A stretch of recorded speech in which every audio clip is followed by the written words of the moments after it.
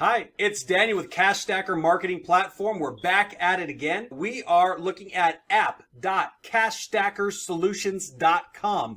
And now we want to make some money. So we've gone through most of the training on how to set up, how to use it, but now we're going to try to make some money. So the two ways that we can do that is we can send them to our funnel link with our built-in funnels here in the platform, or we can schedule them on a calendar meet. So if we want to get them on a Google Meet call, a Zoom call, if we just want to schedule a phone call with them or get them on the schedule, we are going to set that up right now quickly and easily. All right. So here, once we have the scheduling set up, we'll have it here with calendar and appointments. But to get it set up first, we're going to go to settings.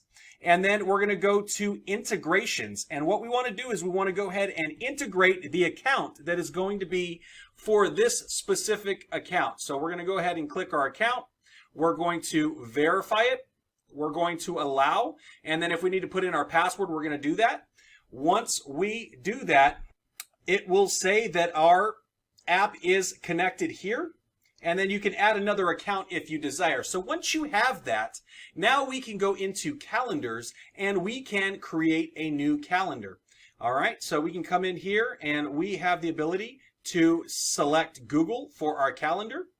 All right, and we select the particular calendar that we want, and then we want a two-way calendar. The two-way calendar is going to give us the ability to either schedule or cancel appointments so that it will stay up to date, so that we will have the time frames up to date, the blocks that we set up to date, everything will go back and forth, so that if we have somebody schedule somewhere else or if we have somebody cancel, it will update and refill those slots for us. It's super smart, and now you can save some extra money without paying for a calendar software as well. All right, so then what we want to do is we want to go ahead and name the calendar. So we are going to call these, for this particular one, GMB Leads.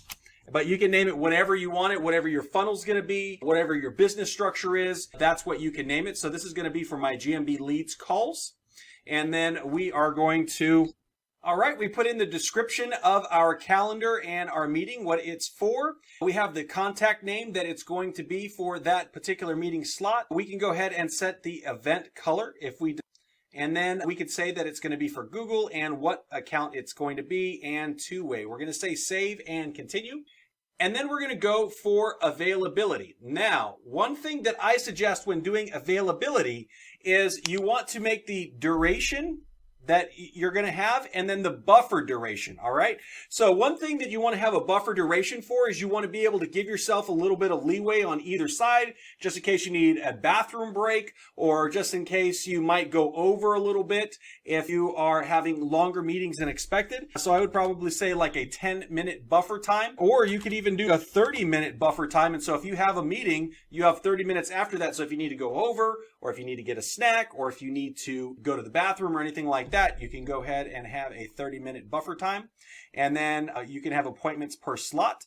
So you're able to say how many appointment windows you're allowed to give per client. Now, usually it's just going to be one, especially if it's a discovery call, especially if it is a call that you're setting up to do a specific task that takes a specific amount of time. So I always suggest to put one, but if you need them to be able to put multiple, to be able to troubleshoot, stuff like that, you can do that. How many appointments per day? And so you could say how many you're willing to take. So I would say we would take up to 8 appointments per day. And then a minimum scheduling notice, you can do days, hours, weeks, or month. I would always say hours, and I would say a minimum of 12 hours to schedule so that you have some time to prepare for that client. You know what you're getting into and everything that you need to be able to get on that call successfully.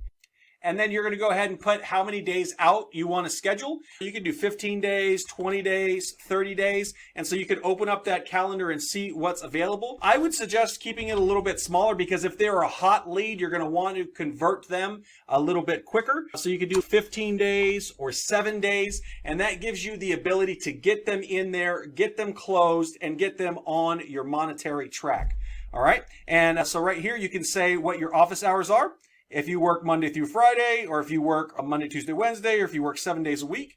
And then on the specific days, you're going to go ahead and put what you're available for. All right.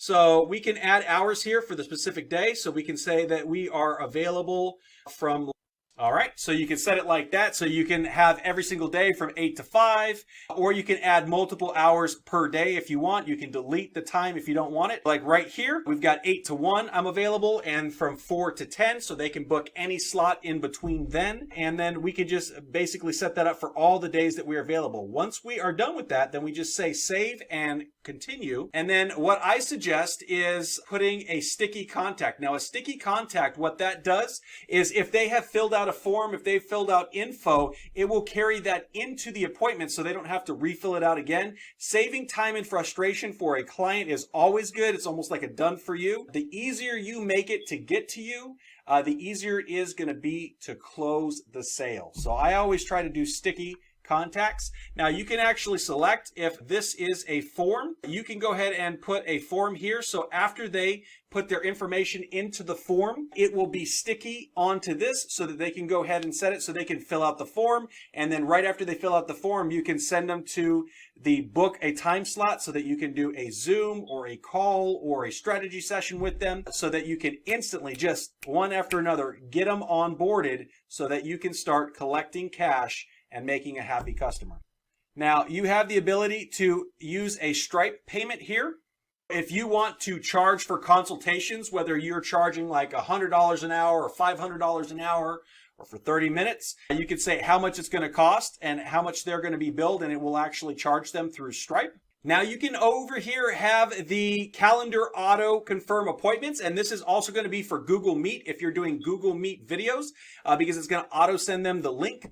And then you can also send an alert email to yourself or to a salesperson or to a manager, letting them know when a new calendar appointment has been set so that it will automatically send the email here. And then you can also allow Google Calendar to send invitation and update emails to the attendees. So as soon as they register to go, it will send them a confirmation email and it will give them updates on when it's going to be and how to actually access that. Now, you can allow them to reschedule or to cancel. I would say allow to cancel if they want to cancel. Allow to reschedule. You might have them like schedule, unschedule, schedule, unschedule, and they could actually mess up your blocks of time. So you want to make sure that if they cancel, you can touch bases with them and say, hey, what's going on? Why did you cancel? As opposed to the ability to reschedule. So have them go back in there and go ahead and reschedule again.